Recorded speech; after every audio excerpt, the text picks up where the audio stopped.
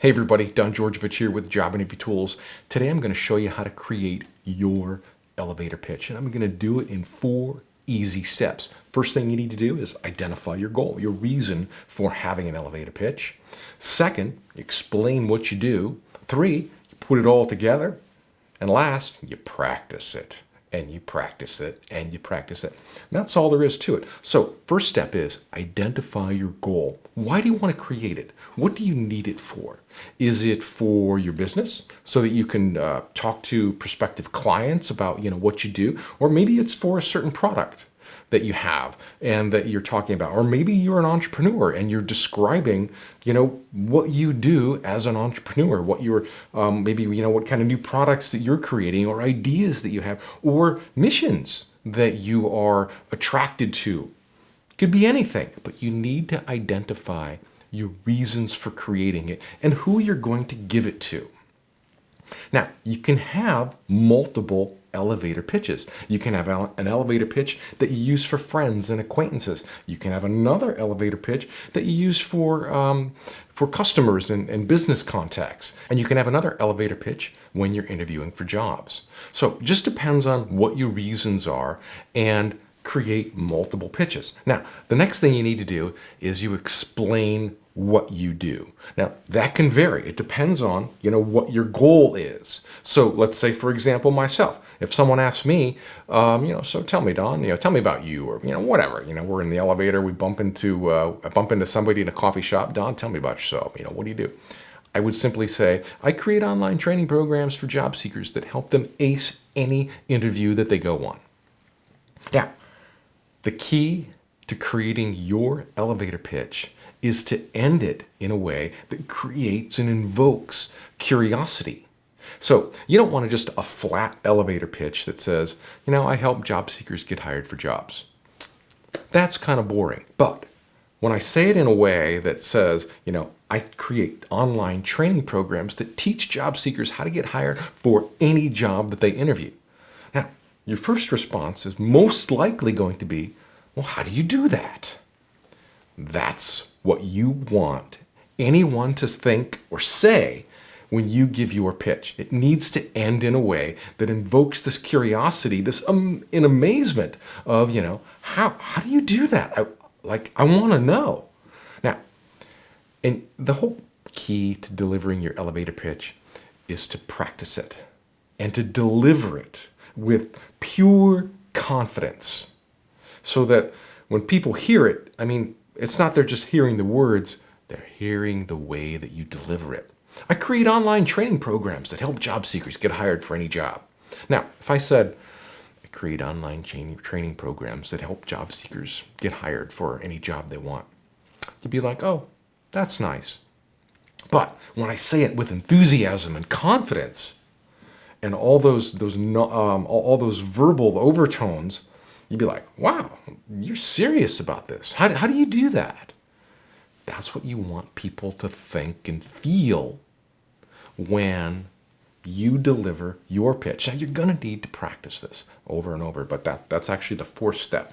So to create your elevator pitch, I just gave you an example of mine, but you need to decide what elements that you want to put in your pitch. What are you really good at doing? What are you passionate about? What do you love? Let me give you another example. Let's say you are in the finance industry and you help people invest their money. So your pitch might be, I help parents save for their kids' college fund so they have $100,000 at the end of 20 years simply by putting away $1 a day.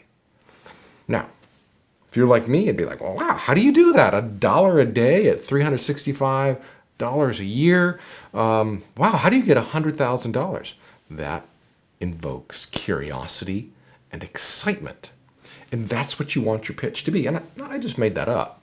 And it just depends on what your industry is and what you do. So for the finance example, assuming that you're some type of financial advisor, which is more than likely what that is, you help people put away money to save for college. Now, there's a boring version of that. I help parents save money for the kids' college fund. And the response you're going to get is, oh, that's nice. And if you get, oh, that's nice, that's That means they really don't care, is really what it means. But when you say, I teach parents how to put away $1 a day so at the end of 20 years they have $100,000 for the kids' college fund, they'd be like, wow, how do you do that?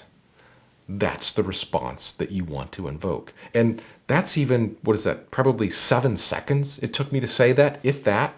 I mean, a lot of people say your elevator pitch needs to be 20 or 30 seconds. I disagree. I think your elevator pitch should probably be about 5 to 7 seconds. And if you're going on longer than that, that's another story. That's a follow-up question. Your elevator pitch needs to be fast, it needs to be quick, it needs to invoke excitement and curiosity and generate some feedback, some engagement from who you're delivering it to. So let's say you're a salesperson in the medical devices industry. Your pitch could simply be, I save people's lives by giving them the medical devices that they need to monitor their condition. Be like, wow, how do you do that? Or it could be anything like that. Something that creates curiosity and excitement is the key to creating your elevator pitch. So the first step was identify your goal. Second step, explain what you do. Third step, put it all together, polish it. The fourth step is practice it over and over and over again so that you don't have to think about it when someone asks you, so what do? You want to be quick with your answer. If you have to sit there and think about it, well, I teach job seekers. I help job seekers get hired, or I help people save for college. Now, that doesn't work. That doesn't create any curiosity, no excitement, no engagement. That's a dud of an answer. You need to rehearse it and practice it over and over and over. So it's just second nature. It's like breathing to you. That's how you want to get your answer. That's how you need to develop it. Now, are you going to do that in a day? No. What you need to do is create the root, the core of what your response is going to be. And then you think about it and you refine it over and over and over again. And it's not going to be perfect the first time, second time, third time. It may take you 20 or 30 revisions to polish it so that you can just deliver it effortlessly. Like if someone were to wake you up in the middle of the night and say, so what do you do, Don? I teach job seekers how to get hired for any job that they want with the best online training programs. Something like that. Or I teach parents how to save for college by putting away $1 a day so that at the end of 20 years they have $100,000 for the kids' college fund. Something like that. And it's, if you noticed, every time I gave the college fund example, it's just a little bit different. I might have put the save $100,000. I might put that first. I might put the dollar first. You change it up a lot of different ways so that you can deliver it any different way. You see, if you memorize your pitch so that you can only say it one way, you're going to get stuck. It's going to be a lot harder to deliver your pitch once it's memorized, because if it's memorized, that means you can only deliver it one specific way, and each word must follow the next. And if you have a little a brain fart or something where you forgot one of the words, you're going to get stuck, and you're not going to be able to deliver your pitch. So the key is to be able to deliver that pitch a variety of different ways, so that maybe the end part of your pitch you say first, or maybe you put that in the middle, whatever it is. But you need to change it up and say that. And that's what I mean by practicing. Don't just practice it one way, because if you just keep practicing it one way over and over and over, that's memorizing. That's not practicing. You want to rehearse it so that you can deliver it one way, this way, that way. You can have a slightly longer version if need be, but ideally 5 to 7 seconds, and be able to say it different every way. And the key really to practicing this is to do it every day. Do it when you're driving in your car. Do it when you're taking a walk. Do it before you go to bed. But do it multiple times a day. Do it a variety of different ways so that it is just part of you. So that when you are out at the Starbucks getting a coffee and you bump into somebody and they're like, oh, so Don, you haven't seen you for a while. What do you do? Oh, well, boom, there you go. You don't even have to think about it. You just deliver it. It's second nature.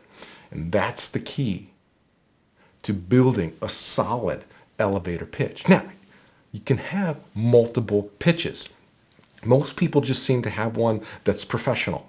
that talks about, what they do or what they sell or the value, the benefit that they offer somebody. That's really the most common type of elevator pitch. But you can have a variety of them. If somebody already knows you, let's say, and they already know those things. Let's say, you bump into an old friend that you haven't seen for a while and, they happen to know, what business you're in and what you do.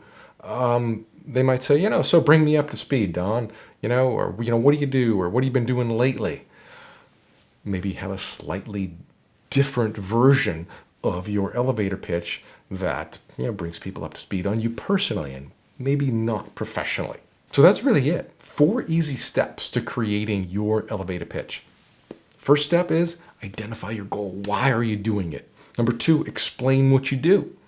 3, put it all together. And 4, practice it, and practice it all kinds of different ways. That's all there is to it, my friend. So that's all I have for you today in this video. And if you like what we're doing here, if you like this channel, you like the kinds of things that I'm teaching you, please leave me a comment. Let me know. Subscribe to my channel. And I'll see you in the next video. Take care. Bye now.